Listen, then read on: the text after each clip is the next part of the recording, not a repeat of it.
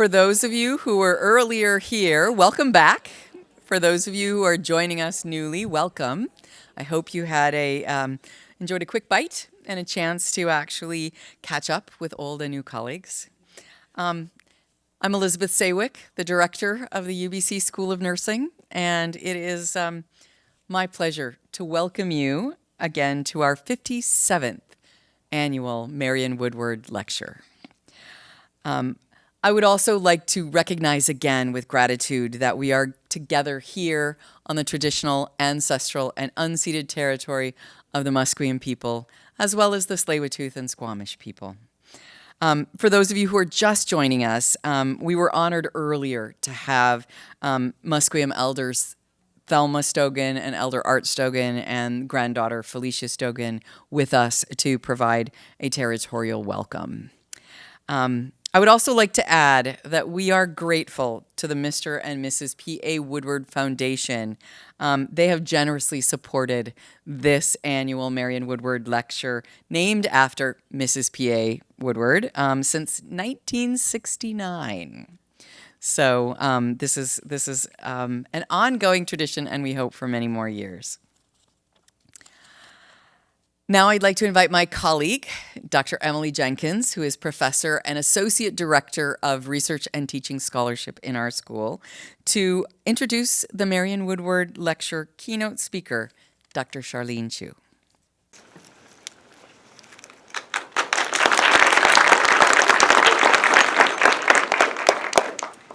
Thank you, Elizabeth. It's my extreme pleasure to be able to introduce Dr. Charlene Chu as the keynote speaker for the 57th Annual Marion Woodward Lecture. We're so appreciative of Mr. and Mrs. P.A. Woodward's foundation, which has generously supported the annual Marion Woodward Lecture for more than half a century. Dr. Charlene Chu is an associate professor at the Lawrence Bloomberg Faculty of Nursing at the University of Toronto. Dr. Chu is a registered nurse with training in the Intelligent Assistive Technology and Systems Lab, where she acquired the skills in co-design and technology development, validation, and evaluation. Her primary area of research is focused on co-designing technology-enabled interventions that support the quality of life of older adults and their caregivers in post-acute care settings. A major research focus includes the use of artificial intelligence to support healthy aging and aging in place. Dr. Chu leads an interdisciplinary team including engineers, computer scientists, physiotherapists, and nurses. She holds 2 patents about novel computer vision applications for the functional assessments of older adults. She's also a member of the Nursing and Artificial Intelligence Leadership Consortium. Please join me in welcoming Dr. Charlene Chu.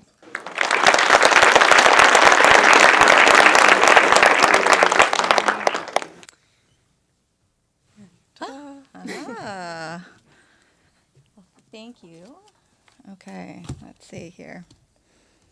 Get myself set up. Well, good evening, everybody. Thank you so much for coming. I am really excited to be here. Thank you to the P.A. Marion Woodward Foundation for the prestigious invitation to be the lecturer this year, and to the organizing committee, especially Mary Lee Hughes. Thank you very much, chauffeur extraordinaire.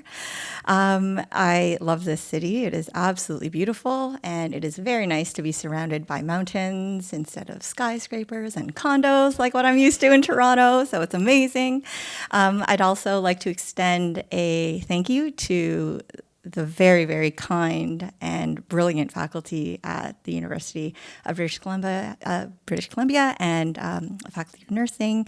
And it's been really nice to have a conversation with all of the scholars and the faculty there. So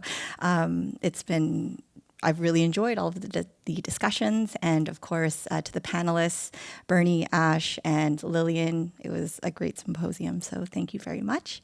And to everybody who's joining online, hello. Everybody who's here in person, thank you so much for spending time with us this evening. So to begin my lecture, I am going to start off by telling you what I'm not going to talk about. I will not be talking about how AI or artificial general intelligence is going to end humanity. It has a bit of an overshadowing effect of anything else I could possibly say in my talk. And I'd really like to spend the time with you to talk about where we are today. The other thing that I'm not going to talk to you about is robot nurses. So I'm not going to talk to you about robot nurses. I'm not going to have any pictures of robot nurses. I think that is misrepresentation, and it makes it really difficult for us to engage critically in the discourse and for us to talk about how technology supports nursing instead of replaces nurses.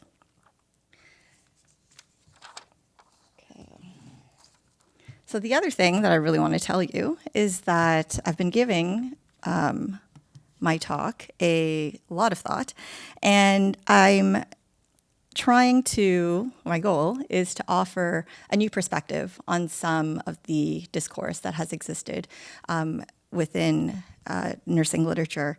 And so this is the first time I'm presenting some of these ideas packaged in this way, so I hope you'll bear with me and show me some grace. I'm also very open to feedback, and you can let me know if it landed or if I totally missed the boat. I'm more than happy to engage anyone in conversations after 8:30, okay? All right, so how do I do this? All right, so I have no conflicts of interest to declare. All right, so let's talk tonight about our reality today. Whenever I give presentations about AI, I always like to kind of pull up the top 5 headline stories from my news feed. I read about AI all the time, so sometimes it's kind of like drinking from a fire hose, but I think it's really important to kind of highlight what's in the news and to really demonstrate how ubiquitous AI is. So about 10 days ago, OpenAI had their Dev Day, and they unveiled Sora 2. So this is an app where you can make hyper-realistic videos, and the New York Times here warns us that these AI video generators are now so good that we can't trust what we see. So the adage of "I'll believe it when I see it" just isn't true anymore. The CBC, is reporting that a major AI company trying to strike a deal with Canada to build massive data centers here. And these centers are going to use 10 million, enough power to fuel 10 million homes. And it's going to use approximately 1 billion gallons of water per year. So just think about that. So you can see that our natural resources are in play, and our power grid is also now part of this AI conversation. And from NPR, 1 in 5 high schoolers has either had a romantic relationship with AI or knows someone who has.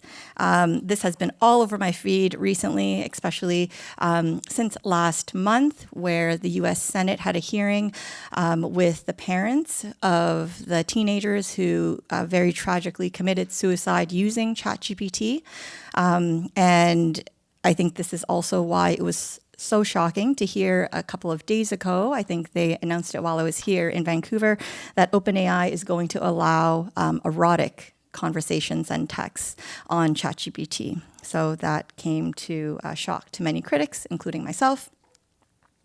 On the other side of the screen here, we have experts say Ottawa's new AI task force is skewed towards industry. And when you read this article, when they talk to the experts and they ask the experts, why is it important to have representation? The quote that they give is that, well, you could have a nurse who could be on the task force, and they could be the one who uses AI to redesign healthcare. And then lastly, we have Yahoo, and they talk about this new study that reports hospitals are rethinking who they hire, because the sweeping new study of 390 hospital hiring leaders across the US and Canada are finding practice-ready grads really difficult to find because they don't know how to use AI-assisted charting. So AI is here. It's shaping our society, our geopolitics, our policy, our relationships, our hiring practices. And so it's undeniable that AI is transformational in our society. And it's a fact that the use of digital health technologies is part of contemporary nursing practice. And around the world, we have major nursing organizations are publishing position statements indicating that AI has reshaped the professional expectations for nurses as active and knowledgeable users of AI, but also underscoring the argument that nurses need to be a key part of the development and implementation of AI in order to ensure that it aligns with the core values of our discipline. And so for my talk, I'm going to structure it into 3 parts. The first part, I'm going to talk about artificial intelligence. I'll give you some definitions, some context. The second part of my talk, I'm going to give you my thesis, which is the new imaginary of what I believe the future of nursing is in this era of AI.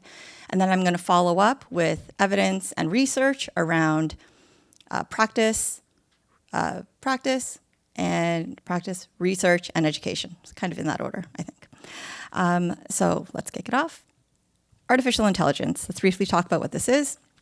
So it is an umbrella term that broadly refers to the capability of computational systems to perform tasks typically associated with human intelligence, such as learning, reasoning, problem solving, perception, and decision making. And so within this, there are specific techniques like machine learning or deep learning. And I really want to avoid getting too technical. I just want to briefly talk to you about the 3 major subfields of AI that you can envision kind of in this technological progression over time. This first subfield is predictive or discriminative AI. So these are systems that are trained to classify and predict based on existing data. So the examples that we have here are systems that banks use in order to determine whether or not somebody will default on a loan. Legal systems are using AI in order to determine whether or not somebody will be at higher risk of reoffending. These are also the same systems that are used to help diagnose and look at investigations. The next, we have computer vision. So it's able to identify, detect objects. You can kind of think about this like the eyes of the computer. And an example of this type of technology are wound care apps. And they can determine the depth, the size, the stage of the wound. And another type of computer vision is other apps that can look at functional mobility or the range of motion. We have natural language processing. This enables computers to understand, interpret, and generate human language in both spoken and written form. And an example here, of course, are AI scribes. And lastly, we have embodied AI. So this is robotics, which kind of really integrates all of these things. You have vision, perception, decision-making, and it allows them to act in their environment. The next subfield is generative AI. Has everyone heard of generative AI? Okay, everyone in the room is nodding for those online. This has really taken the world by storm over these last 3 years. And if you've used ChatGPT, Perplexity, Gemini, you can see generative AI in action. It uses neural networks trained on the entirety of the internet and more in order to create new content from music, art, text, video, images, products, etc. And so, for example, you can ask generative AI to create something that has never existed before. So, for example, you could ask it to write an essay about the ways in which nurses are similar to atom bombs. And it would actually do a pretty decent job of doing that. LLMs are fantastic when it comes to completing tasks that are very specific and very narrow. And you can see that when you give it a prompt that's too broad or vague, your output isn't going to be as strong. And just in case anybody's wondering, the essay was about how nurses and atom bombs can make big change in the world.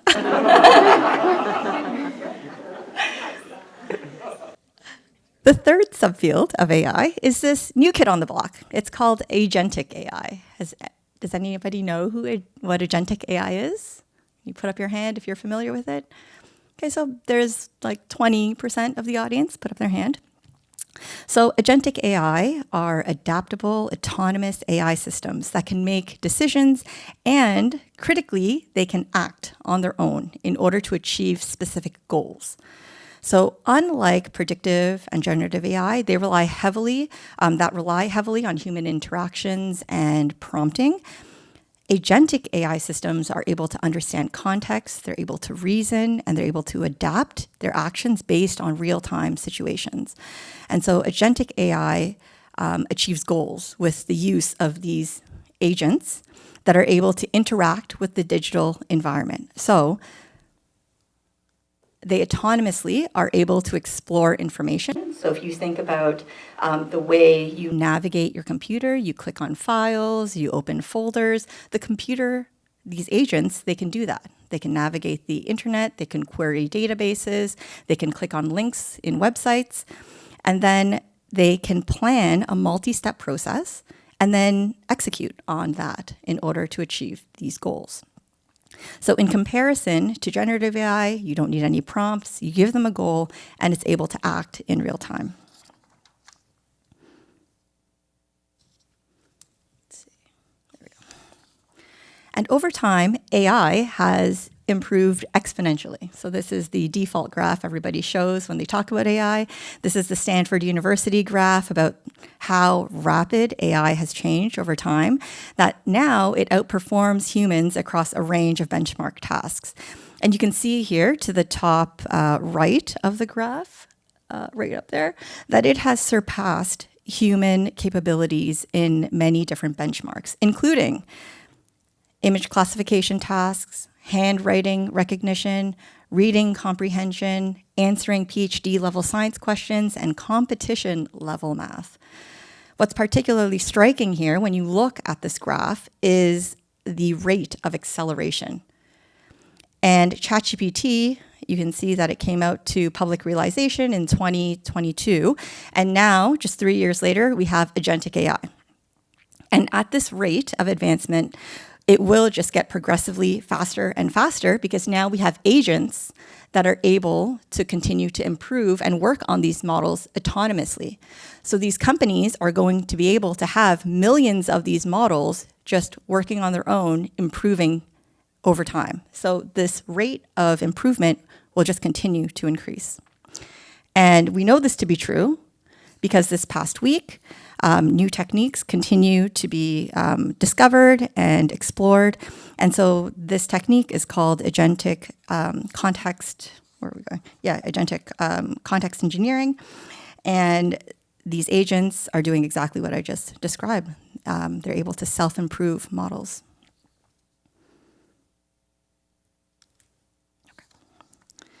And in healthcare, more broadly, there is emerging evidence about the positive impacts of AI. We see here gastroenterologists are already using it during colonoscopies to better catch precancerous polyps, and all of these references are from 2025.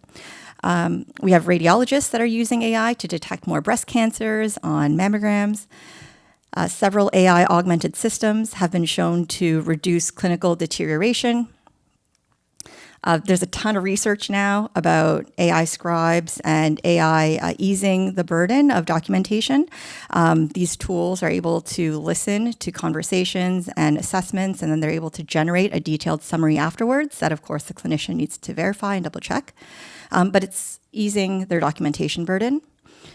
Studies have also found AI to be about as effective as clinicians at writing discharge instructions, and also just about the same proficiency as professional translators when communicating these discharge notes. AI also facilitates care in places where there's limited access. So for example, AI-interpreted prenatal ultrasound might offer a net benefit, especially when the alternative is no prenatal care. And then similarly, AI is making a positive impact for nurses as well. So based on the literature and the Canadian Journal of Health Tech Watch list, there are 5 areas where AI is commonly used.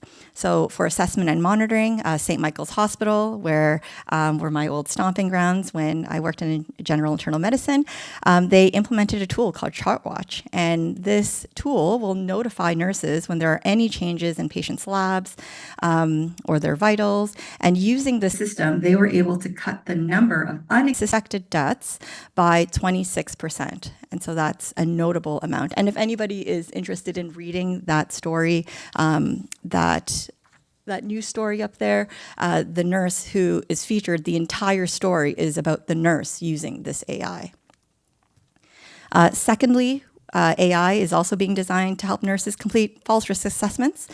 This study used EHR data from over 1 million patient files, and they found that it consistently outperformed traditional rule-based clinical algorithms.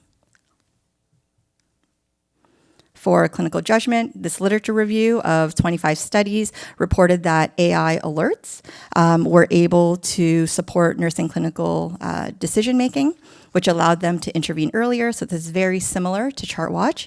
And the same study also found that these AI systems were able to offer data-driven insights to inform scheduling and to inform staffing decisions. If anybody here has been a charge nurse or if you've done scheduling, you know how long that task can take. So it was able to support that. In terms of documentation, we also have scribe technology being used here that helped cut down on documentation about 20%.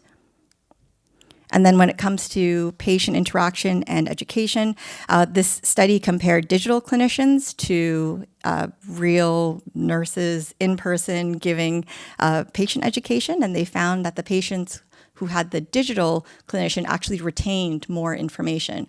The caveat here is that the patients didn't enjoy the experience as much, and they didn't trust the AI clinician or the digital clinician in comparison to the in-person. And then lastly, here's a concept analysis of the LLM use within nursing education. And this concept analysis included over 40 papers highlighting several benefits of using LLMs in education. I know we were talking about that over in the symposium, but there were lots of benefits for nursing staff and faculty, as well as some consequences that were highlighted as well. So here's an example of agentic AI, which I highlighted earlier. So this study is by Google Research. It came out in September. It's called The Anatomy of a Personal Health Agent. And so if anybody's interested, it's a pretty good read. It's a long read. It's like 150 pages.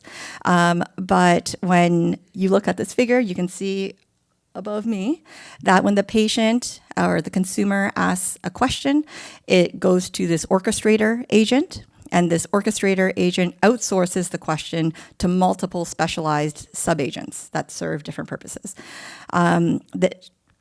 Here are the subagents here. And so you have a data science agent, which is able to analyze the data. And so you can notice its output, which is in orange at the very top there.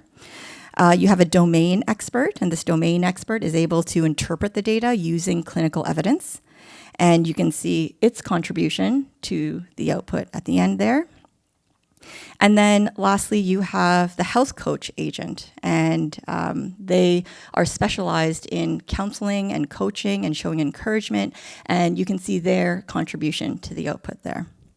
And so when the researchers compared this to a single model approach, this agentic framework in this study produced more accurate, more contextual, more supportive recommendations because it was able to coordinate reasoning, reflection, and coaching.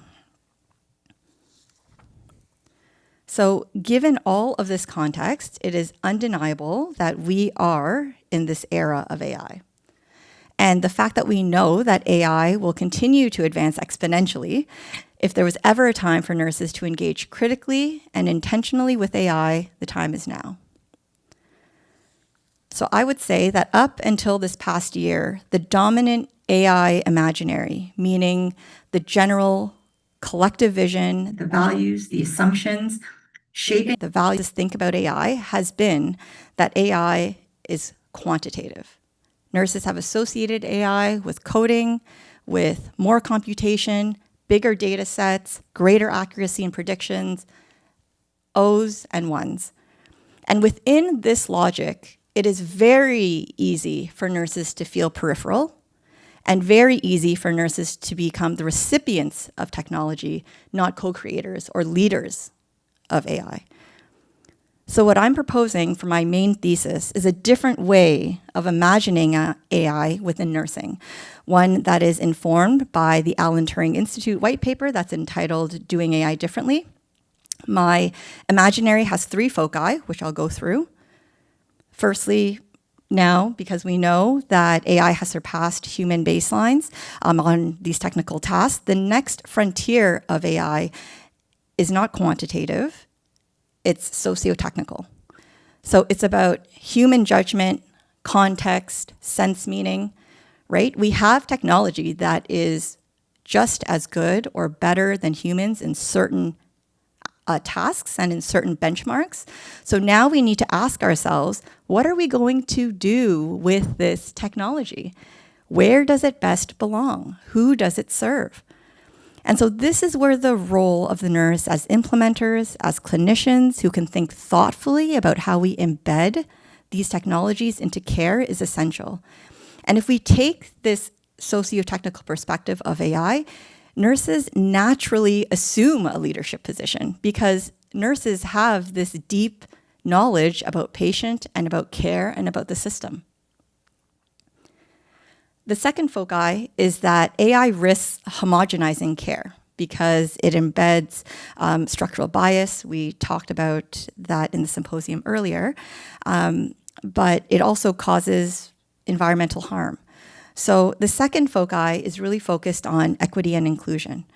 Most AI systems are built on the same architecture, on the same data sets. Many of these data sets exclude particular languages, demographics, cultures, and they reproduce these structural biases and needlessly cause environmental harm in those cases, especially if the AI is not serving the population.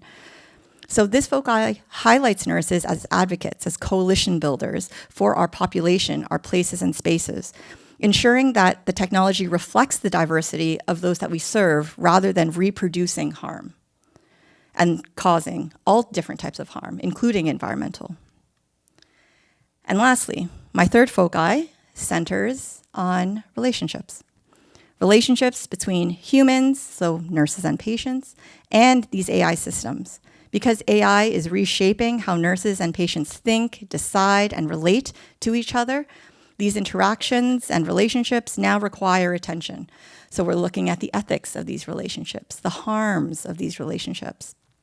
And here I'm referring to all different kinds, right? These are the relationships that we have with our patients. These are the relationships that professors have with their students. We talked a little bit about that during the symposium. The relationships that nurses have with other nurses. When AI is included, there are different repercussions in all of these relationships. And nurses, our role here is around researchers, is about evaluators, our lens in ethics, as educators, as analysts.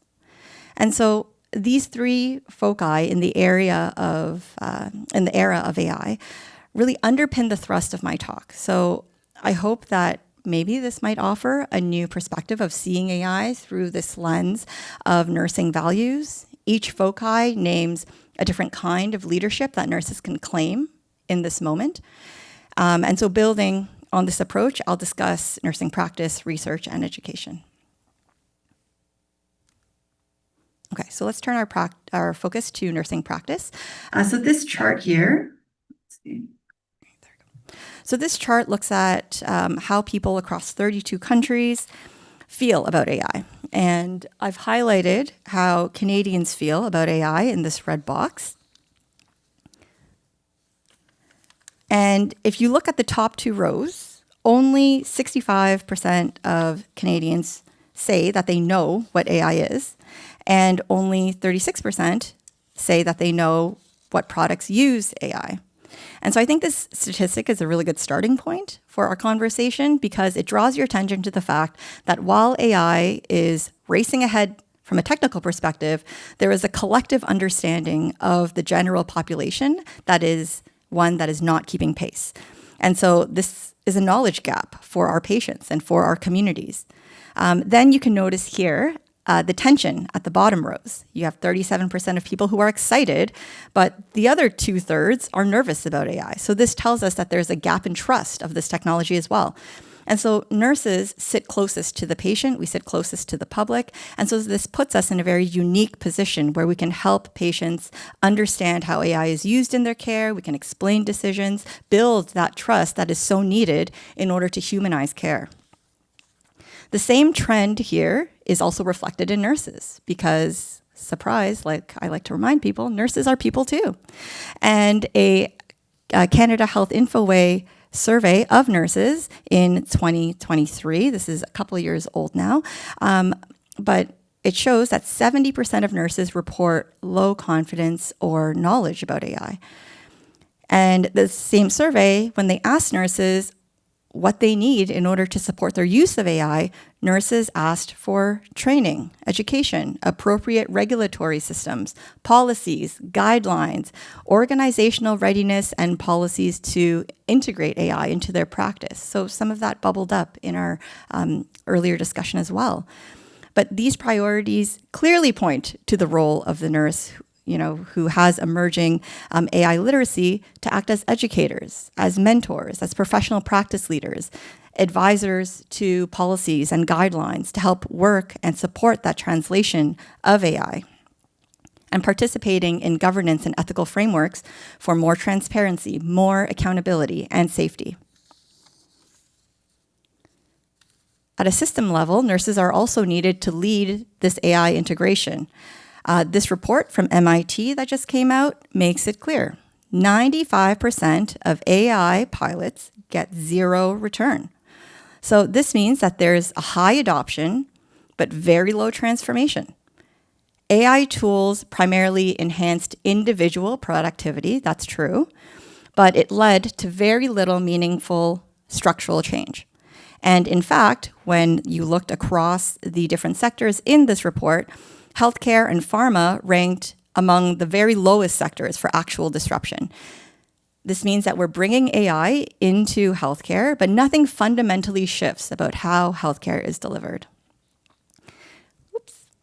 And when you look at the barriers at the bottom here, you can see that the breakdown is not technical in nature. These are workflow failures. These are context failures. AI integration failure due to misalignment with day-to-day operations, brittle workflows, lack of contextual understanding, no improvement mechanisms. Those with expertise in nursing informatics, this is you all day long, right? These are nursing informaticians are uniquely equipped to address these issues. So, in this way, nurses can act as a lever for more meaningful change at a system level using these technologies. And so when we turn our eye to nursing research and AI, we have lots of opportunities here as well. So firstly, there's a huge role of knowledge translation. AI can help make research more meaningful to our partners and usable in real nursing contexts. We can provide different formats. They can easily be generated. We had some of these conversations over lunch today about the utility of these technologies to help your work and your research in your lab reach broader audiences. This is incredibly important for any researchers who are working with vulnerable populations, English as a second language, community groups, etc. Second, AI enables new forms of longitudinal real-time data collection. So now we're able to really see the inside scoop about what's happening with some of our patients when they leave and when they're not in the units anymore. We can look at their behavioral patterns. We can look at their physiological signals. We can see how much they use the technology that we give them. And so this really pushes us to develop new models, new way of analyzing this data, and new ways to think and use all of this different data that we're collecting. Third, there's an urgent work about bias in AI. And And this aligns very closely with our commitment as nurses to safety, equity, relational care. This is also closely related to the next point, which is around equity-focused research, especially around how AI impacts different populations, care settings, how it impacts the environment. And so next, we're seeing a lot of new AI-powered interventions. So things like AI triage tools, compassionate chatbots, robots, social robots. Nursing scholarship is needed to test, adapt, and evaluate the efficacy and effectiveness of all of these interventions. And co-panelist Lillian, she's an expert in this work. Another gap that arises is looking at the impacts, short and long-term effects of using this AI because it is so new. I'm noticing that there is this real techno-solutionism when it comes to funding AI grants and AI projects when really we haven't even asked our patients and our populations, is this what you would want? Is this what you would need?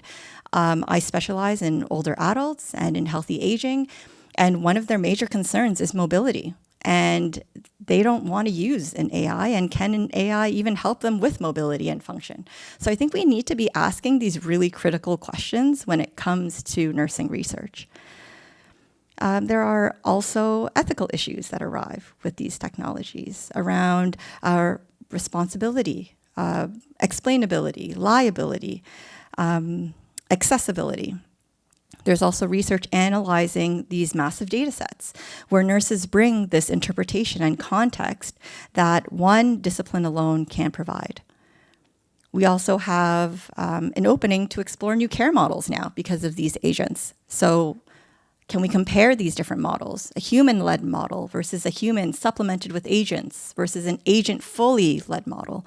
We can look at different types of models and understand not only their effectiveness, efficacy, acceptability, but where nursing expertise sits within each of these different models. Simulation, scenario-based research, we talked a little bit about that in the panel as well. So this is crucial to develop safe AI training, competency development, communication, et cetera. And finally, engaging in research, it's very important for nurses to be included all along the pipeline. Piloting, implementation, evaluation, all of these areas, nursing research is uniquely strong. So for the next few slides, I'll highlight some of my thoughts and some of my work in these first three buckets. So let's talk about knowledge translation. Researchers here can use AI for knowledge translation. For the researchers in this room, have people used AI in this capacity? If you have, can you put up your hand? 1, 2, 3, 4. Okay, so there's 10, a dozen or so. So for those of you who have yet to do so, AI makes your research and the dissemination of your research to key partners more digestible. It offers different formats that you can take advantage of. In this example, I used Notebook LLM to transform one of my research articles into a podcast, and it's pretty easy to do that. Let's see if I can navigate through screens. I'll play 30 seconds of it. We're seeing artificial intelligence weave its way into more and more aspects of our lives, right? Yeah. Healthcare, education, how we find jobs, manage our finances. Yeah, pretty much everywhere. But today, we're really zeroing in on something crucial, but often overlooked. It's how these AI systems can unintentionally pick up and even amplify biases related to age. Researchers are starting to call this digital ageism. That's right. And while all the buzz around AI is, well, understandable, it's really vital that we pause. We need to examine the foundations, the data, the assumptions these technologies are built on. Okay. So our goal in this deep dive is really to unpack this idea, digital ageism, explore how it shows up in AI, and understand the implications. We want to give you a clear picture of why this is such a big and frankly evolving issue. And to do that, we're digging into some key research, specifically an article called Digital Ageism, Challenges and Opportunities in Artificial Intelligence for Older Adults. We're seeing artificial intelligence weave its way into more and more All All right, there you go. So you can see that was, it made it more casual. You can make it more fun. I'm actually thinking about using that for my classes in the next semester, where maybe I can give little trailers to my students to get them excited about what they're going to read. So I think there's different ways you can think about how you can use this technology to make research more accessible, to make it more meaningful, to get people excited. And so, and it was really easy. It took 2 minutes to do. You go to Google Notebook LLM. It's free to use. All you need is a Gmail account. You upload your article, and it was able to make that really cool podcast that was really easy to listen to, very conversational in nature. It is always the same 2 people, though. So that is something to note. And recently, using the same software, they also started to make these explainer videos. And so that's a shot of an explainer video. So you can do the same thing also with visuals as well, not just audio. Okay, so another foci of my work is around the development and the deployment of a multimodal AI-based sensor platform that is designed for older adults, and we call this the Maison system. So this is focusing on that second bucket of nursing research, which is longitudinal work, right? We follow people over a period of time. The creation of the Maison is grounded in the fact that most older adults want to stay in their homes as they age for a number of different reasons. They have increased autonomy, it promotes life satisfaction, they get to stay part of their communities, and it's more cost effective than going into long-term care. And so Maison supports healthy aging by combining AI as well as passive sensors to monitor movement, sleep, activity, travel patterns, all without the need of any cameras, so we protect privacy. So you can kind of think about this, and the way we wanted to design this is a smart home in a box. And we published this paper where we discussed how we use the Maison, and how we developed, rather, the Maison phone application, which we designed bespokely, the Maison watch application. We use non-wearable sensors that are placed in the home. So in the environment, we can track how many times somebody goes down a certain hallway, or how much time they spent in their living room or their kitchen, etc. And then all of this information goes to a central cloud where data is stored by the University Health Network, that's in Toronto. And so with this system, we have several funded projects examining different clinical issues in various older adult populations, including looking at social isolation and mobility in older adults with limb fracture. And I'll talk a little bit more about that line of inquiry, as well as agitation in older adults who have dementia living in the community. We looked at functional mobility in older adults with frailty, for example. So this gives us a nice way of really tracking what happens to people when they leave rehabilitation or acute care. And you can get extreme, high-frequency, detailed information that is objective. So here's a picture of the actual devices that we use in the Maison system. These are commercial-grade products. This allows us to collect a variety of data modalities, including physiological activity measures.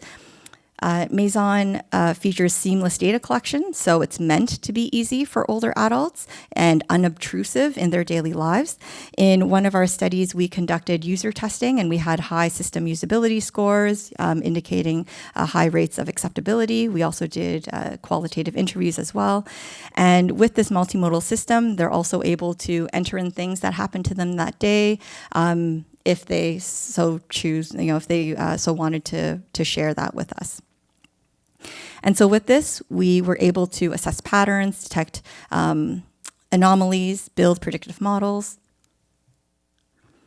And so I'll talk about one of the older adult groups that we were able to monitor using the Maison system. And for any researcher, for graduate students who are in the audience, I hope this can kind of inspire you to think about how you can have a project and then really think about the different arms of that project. So just a bit of background is that older adults that experience lower limb fractures make up a large amount of the Ontario healthcare expenditure on an annual basis. And so once older adults have receive surgery, they go to inpatient rehabilitation. After that, when they are reintroduced into the community and they're discharged and they go home, we don't really know that much about them because we don't follow them over time. And it's expensive to go to physiotherapy. Not everybody goes. So it is a mystery around what are the reintegration patterns and what is the recovery patterns of older adults. So this is the problem that we were really curious about. And so we were able to recruit older adults who agreed to be monitored by this Maison system that we developed. And we monitored them over 2 months. And we chose 2 months because research that I did in my postdoc showed that 3 months was kind of the major time from discharge to the 3rd month is when people would recover the most. After the 3rd month, it was a plateau. That was, there weren't going to be many changes after that. So we chose this 2-month period. We conducted a number of clinical measures every 2 weeks throughout this 8-week period while we were collecting the sensor system information. And so my former master's student here reviewed different correlations that she found in terms of the relationship between functional decline, some of the clinical measures, as well as the sensor data. An interesting finding that she found was that social isolation in older adults was highly correlated to sleep and poor sleep. And so, she dug into the information and the literature about that relationship. We were also able to look at different patient profiles and cluster different behaviors that were highly correlated with recovery. So, for example, we were able to see that there were, in our population, 2 groups. We had people who we called fast recoverers and people who we called slow recoverers. And within this fast recovery group, we saw 2 clear patterns of the distance that they traveled from their home. We had people who could recover quickly and just as quickly as other people, but they would travel many, many kilometers. And there was another group that recovered just as quickly, but they didn't walk as much. So I think there are different insights that we can gather when we're looking and thinking about the populations who we're working with and what kind of clinical implications this could have and implications that we need to think about when we're making suggestions for discharge planning, for example. We just finished writing this paper and it was just submitted. And here we're looking at the sociospatial information of the older adults in our group. So we use their postal codes, and we're able to look at things like crime rate, population. We looked at the number of shopping malls, the number of different amenities, libraries, community centers. We took seasonality into account as well. And we were able to also build predictive models, and we found that whenever we included any of these socio-spatial context indicators, it substantially improved the accuracy of our models. And then as a way to enable machine learning more broadly, focused on older adults, because that is a problem, we cleaned the data and then we publicly released this as a data set that anybody could use, and anybody who's interested in building models for older adults, they were able to access it and build models on data that is collected from actual older adults living in the community, which is such a difficult population to build models for because the data is so rare. And then, of course, because we designed the system, we had to look at the ethical implications for smart home technologies. We conducted a review with colleagues where we found 4 major areas with respect to smart home monitoring. And then we also examined user perceptions of older adults who may use these technologies, but not within a care paradigm. And one of the strong themes that we found was around digital resignation, referring to the idea that older adults felt like if they didn't use the technology, that they would be left behind, they wouldn't benefit as much as older adults who did use the technology. So in the literature, this phenomenon is called digital resignation. And of course, we don't want anybody to feel like they don't have agency in order to make these choices. So this is an area of research that we're looking into. Okay, So another area of research, and the last area of research that I'll quickly highlight here is around bias in AI. So we've talked a bit about AI bias already, but overarching kind of definition here is that AI bias refers to the systematic and unfair favoritism or discrimination shown by AI systems towards certain groups or individuals, often resulting from biased data and biased algorithms. So AI systems trained on biased data will then perpetuate the same bias that's in the data. And this can lead to unfair outcomes where certain groups are disadvantaged and excluded from different opportunities. And so there are more and more scholars focused on this issue. Here we have, in this example, scientists are recording 900 hours of languages spoken in Africa in order to provide this training data. So we want to collect this data and then build models on the actual data.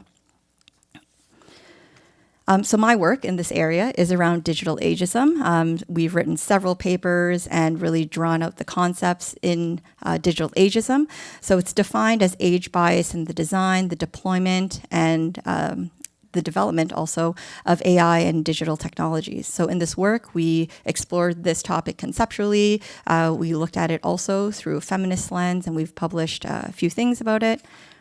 We then conducted a review about AI applications, really to try to understand where does this bias show up the most when it comes to older adults and AI.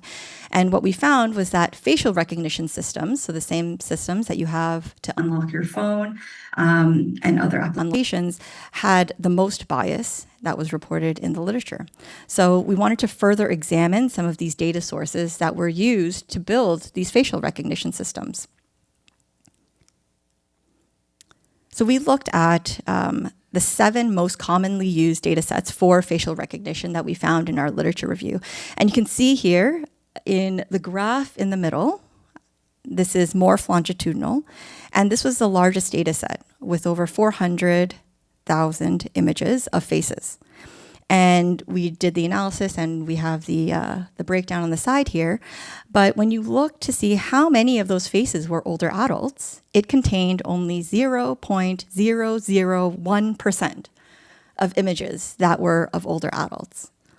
And it was indicated that, and so when you look across all of these data sets, you can see that this demographic is not well represented in any of these data sets. And so think about developing using this data set where you have so little representation. And in addition to that exploration, we also highlight 3 other additional sources of bias in reference to digital ageism. The first is that older adults are often excluded from clinical trials. So if you have AI models that are built on clinical trial data, which is often considered gold standard data, you are shockingly missing a lot of older adults. And this is including the case when the clinical problem or the clinical diagnosis is one that primarily impacts older adults. So for example, Parkinson's disease.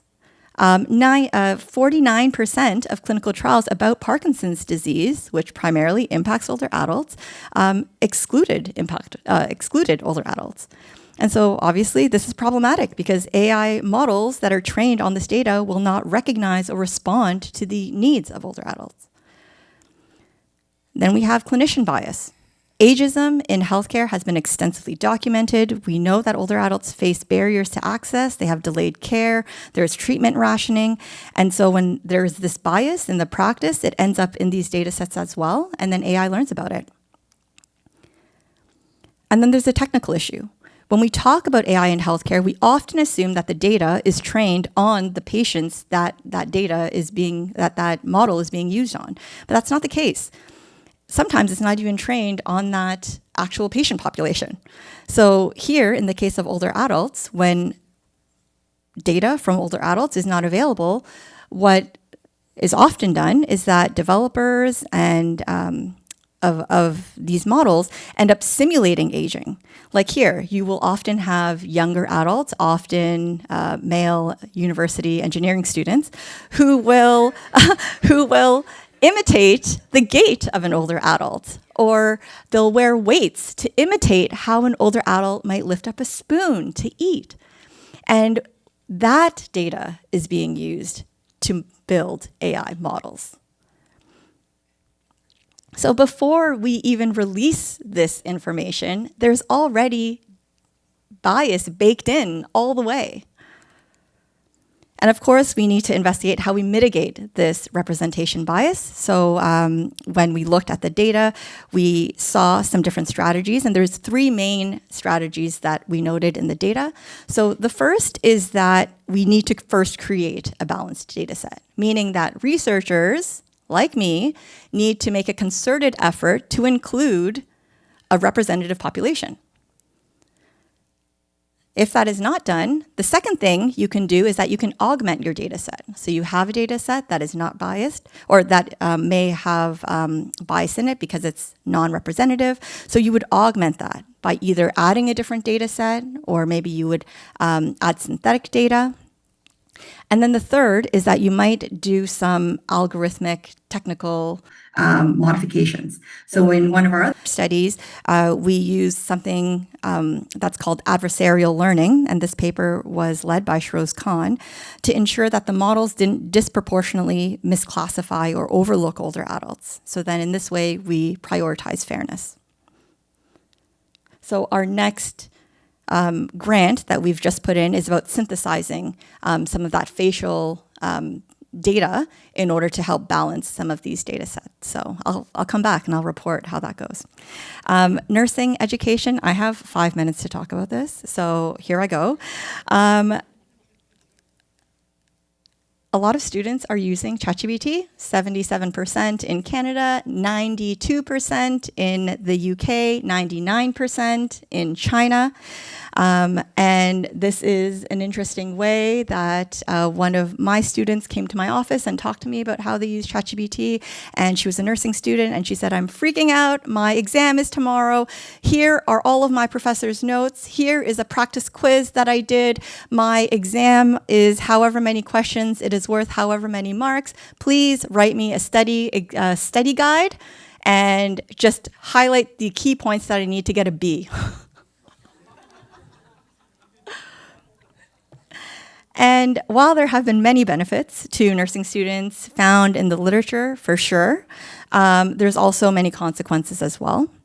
An earlier study, a study that was done earlier, and we spoke about this around lunch today, was in MIT, where they compared 3 different groups. We had a group that used ChatGPT to write an essay in comparison to a Google-only group that used Google to write the same essay, and then a brain-only group to write the essay. And when they compared the outcomes of these 3 groups, they found that the ChatGPT group could not recall what was in their essay minutes after handing in their essay. They had lower motivation, they had lower engagement, they had lower ownership of their work. And this study was really interesting because they used EEGs and they looked at the connectivity in the brain, and they saw that for those students who were in the brain-only group, it showed more connectivity and activity in their brain scans. And when they came back 3 months later, that brain-only group still showed more connectivity and activity. So one of the points of discussion in this paper was around not only the short-term effects of using ChatGPT, but also the long-term effects of using ChatGPT. And then this last point, a very recent study that just came out this week from the Lancet, showed that clinicians can become over-reliant on AI recommendations too. And they compared clinicians who are using the AI, they took the AI away, and then the same clinician went back, and they could not diagnose and detect at the same rate that they were using the AI. One of the projects that we've worked on at the University of Toronto is co-designing this virtual tutor. So one of the big issues with using LLMs and chatbots in your classroom and in teaching is that there are hallucinations. They use unverified data. And also the output is generalized, right? It's to anybody. And it doesn't direct the student back to the course content or direct the student back to resources that they could look into. And so as part of this virtual tutor initiative, the instructors of this course in the MN program, we were able to build this chatbot that was specific to our course content. So we took the transcripts of the lecture notes from 2023, and we we labeled, chunked all of that data, and then we used that as the corpus, and that was the data for this chatbot, and it was not open to the internet. And to our knowledge, such thing has not been done before. Hasn't been done before in graduate nursing. And so this is what we did, but we used the data, we fine-tuned all of the outputs, we corrected it. Oh, this is a little off. We could talk a little bit more about this. This isn't quite accurate. So we gave this feedback. We fine-tuned the model over and over and over again over the course of a semester before deploying it.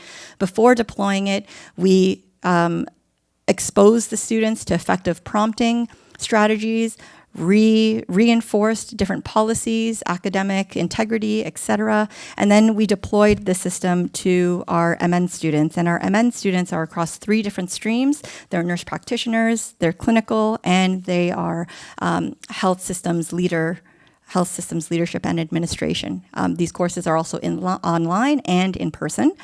And so it was deployed to everybody. And then we did surveys and then interviews, and we were able to look at their usage data. Our results show that there were 755 interactions. We did notice use patterns, and maybe this won't surprise anybody here in the room, but we saw the highest use in the evenings before their assignments. We also found the highest use at nighttime. And that makes perfect sense because all of our master's students work full-time jobs. They work clinically. And one of the quotes that we have here from one of the interviews where the student said it was available 24/7 because it would take some time for my professor, my TA to get back to me, especially when I was working late or at night or on the weekends. We were able to see their inquiries, so then we thematically analyzed their inquiries. So let's look at the pie chart first. And you can see here that the most common questions that the student asks were what? And they were really asking for clarification about certain topics, very specific topics. Then the second most common types of questions were around writing support. So when I was seeing these inquiries come in over the course of the semester, what did I do as the instructor? I reached out to the writing support to come into class, offer a session on how you can write about theoretical frameworks more cogently in your essays. So it's very informative for educators to see what students are asking about. And then we also did additional coding where we use Bloom's taxonomy.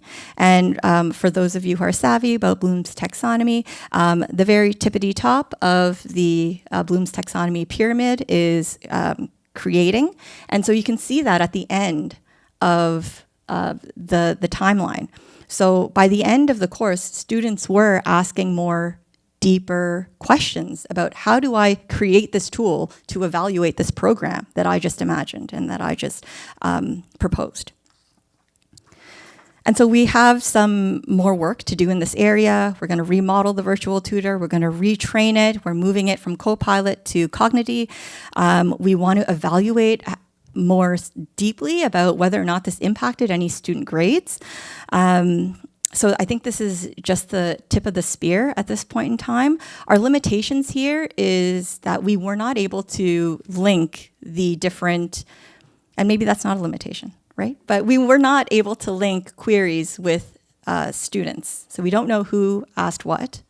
And so, again, there's a lot of work for us to do in this area and investigate this further. And of course, we have the new Kaizen informatics competencies. There's also AI-specific competencies that have been released as well. To support the teaching of these competencies, we conducted this scoping review where we looked at all of the teaching strategies that nursing faculty could input into their courses about how you can teach nursing competencies. And for this review, we included 120 different studies. And then another study that I recently picked up by Glinda Reese and colleagues framed teaching these competencies using the quintuple aim as a framework, which I just thought was brilliant. And so you can see here that the Kazan update isn't an isolated move. Multiple frameworks and publications across Canada are all pointing in the same direction, that AI competencies are now considered part of core nursing knowledge. And so I just want to end off here with 2 messages from 2 leaders in AI. Let's see here. So this is Sam Altman, and he's the CEO of OpenAI. A job that I'm confident will not be that impacted is like nurses. I think people really want the deep human connection with a person in that time, and no matter how good the advice of the AI is or the robot or whatever, like, you'll really want that. The next person is Demis Hassabis, and he's a Nobel Prize winner. He works at Google as well, and here he is. Even if you have those capabilities, there's a lot of things I think we won't want to do, with a machine. I sometimes give this example of doctors and nurses. Maybe a doctor and what the doctor does and the diagnosis. One could imagine that being helped by a AI tool or even having an AI kind of doctor. On the other hand, like nursing, I don't think you'd want a robot to do that. I think there's something about the human empathy aspect of that and the care and so on that's particularly humanistic.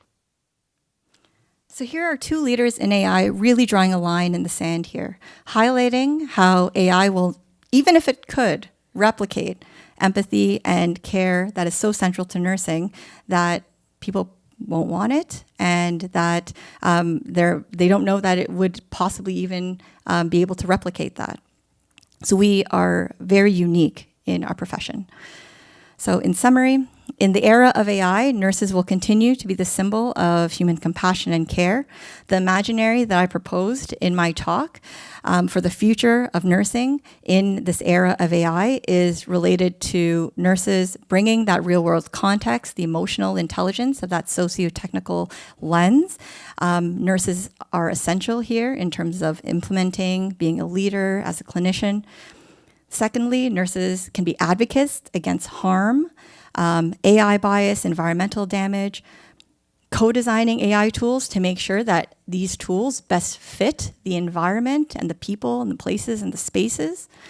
The third is that AI is reshaping all of our relationships, and for nurses to focus on this relational care and focus on these relationships. So applying this ethical, humanistic lens that comes so naturally to nursing. And then for decades, nurses have been at the forefront of data and information management, which is so central to AI. This history means that nursing is well positioned to humanize AI technologies and make sure that it's safe and fair for all. Thank you.